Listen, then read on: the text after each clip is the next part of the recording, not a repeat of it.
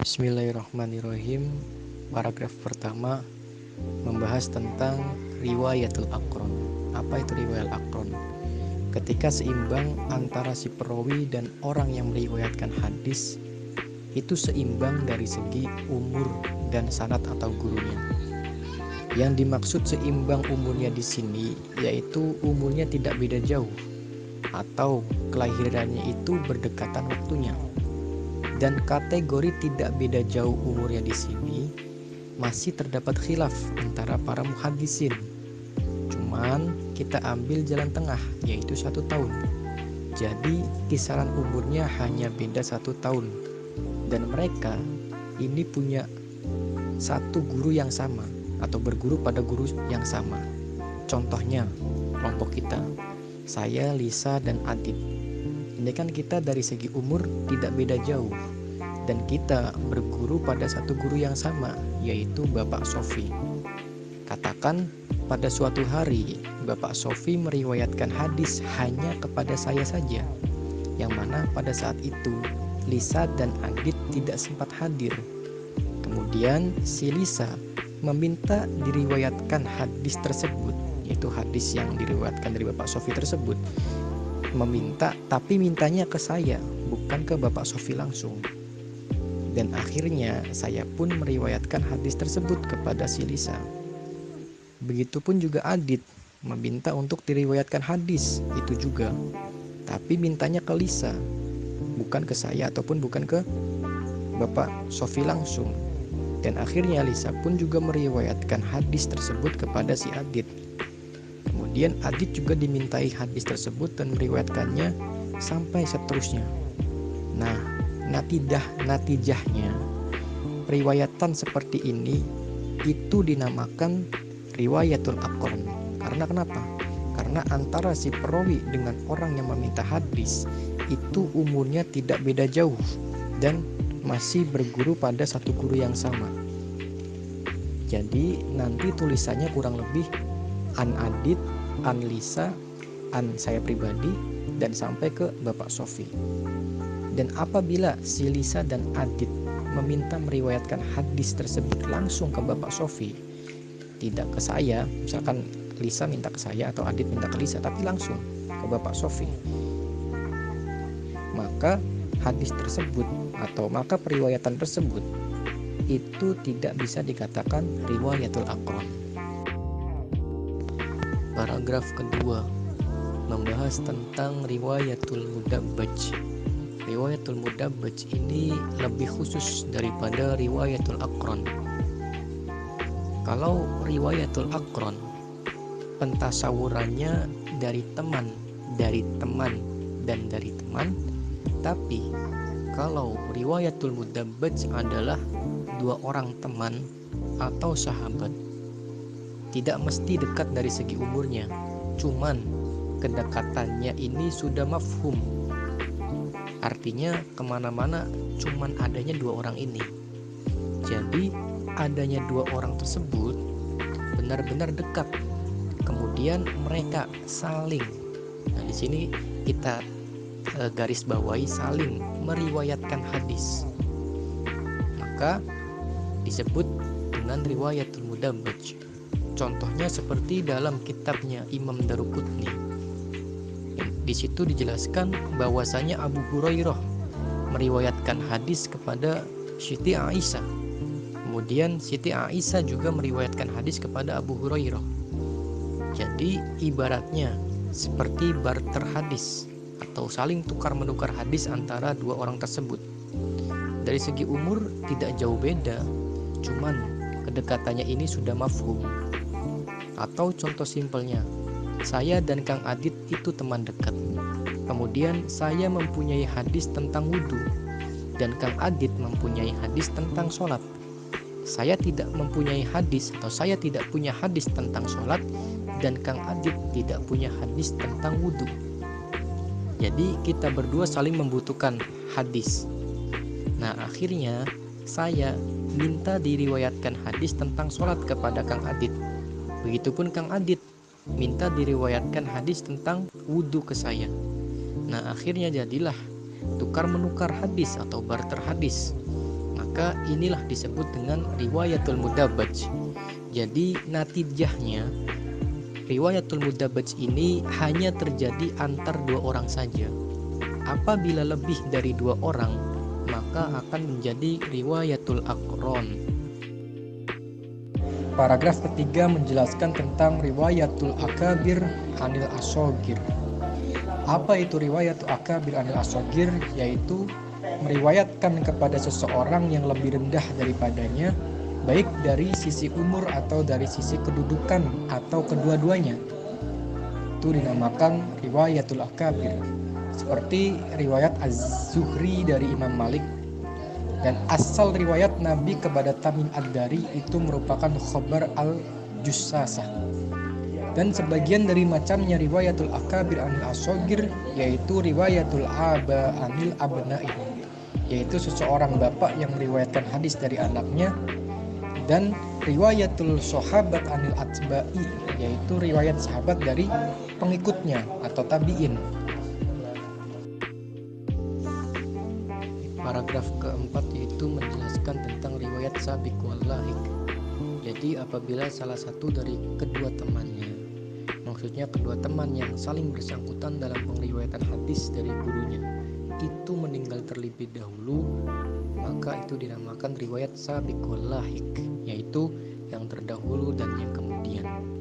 Dan dicontohkan dalam kitabnya Imam Al-Khatib seperti Imam Bukhari mengambil hadis dari muridnya yaitu Abil Abbas As-Siraj, dan Imam Bukhari wafat pada tahun 256, dan orang yang terakhir mengambil hadis dari gurunya yaitu Abu Hasan Al-Khaffaf, dan Abu Hasan Al-Khaffaf wafat pada tahun 393, dan Abu Ali Al-Bardani mengambil, dan contoh yang lainnya itu Abu Ali Al-Bardani mengambil hadis dari muridnya yaitu As-Silafi, dan beliau meriwayatkannya, dan Abu Ali Al-Bardani wafat pada awal-awal tahun 500 Masehi.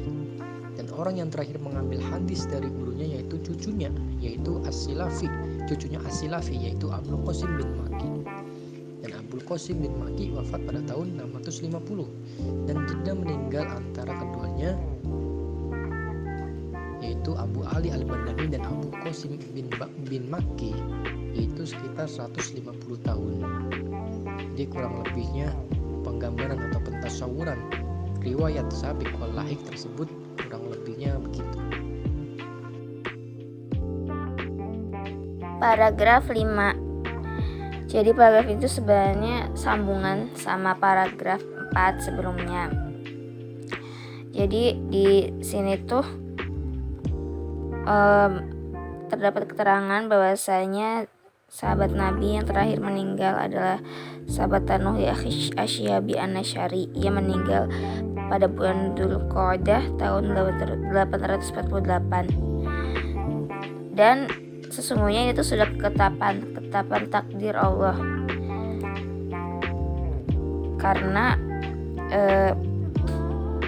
semua itu telah didekatkan dengan ketentuan atau takdir Allah, kesepakatan Allah, ketentuan Allah. Sesungguhnya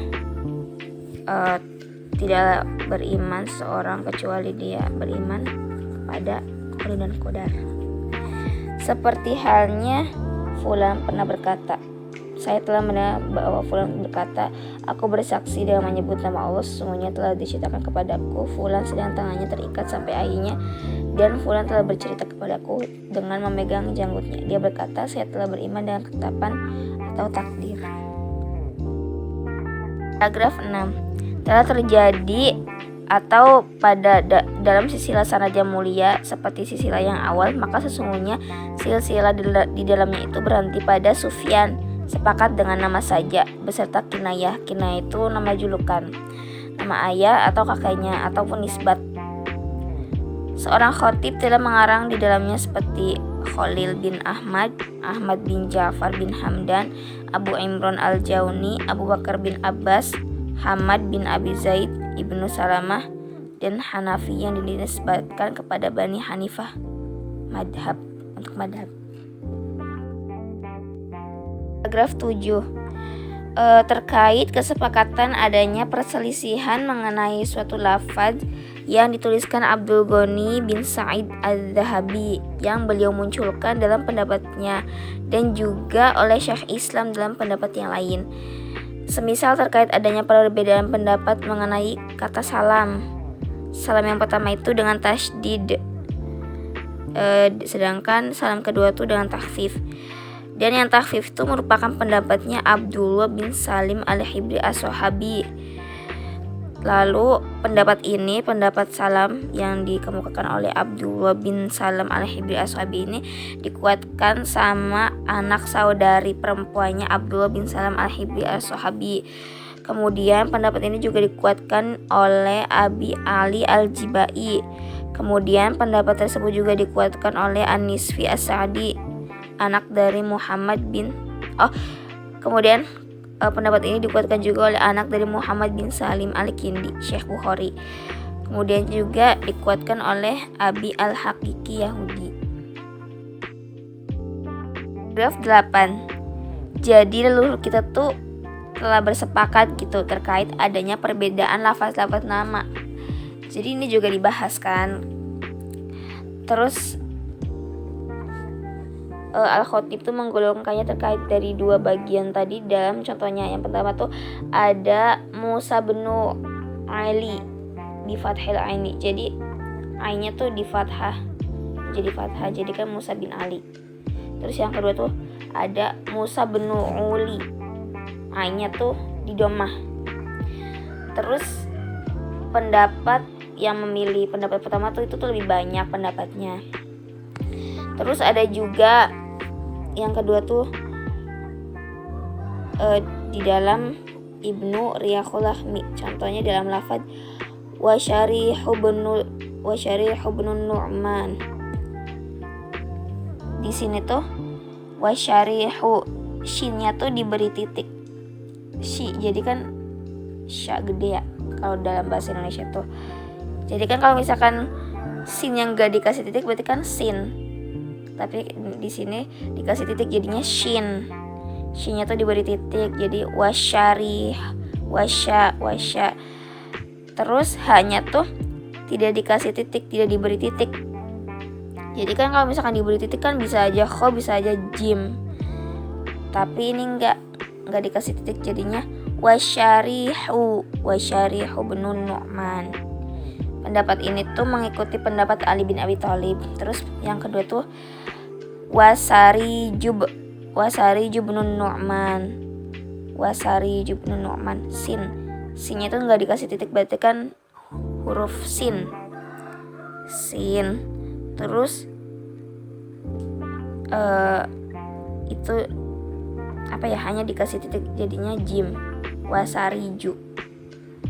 Terus tapi pendapat ini tuh mengikuti pendapatnya Syekh Bukhari.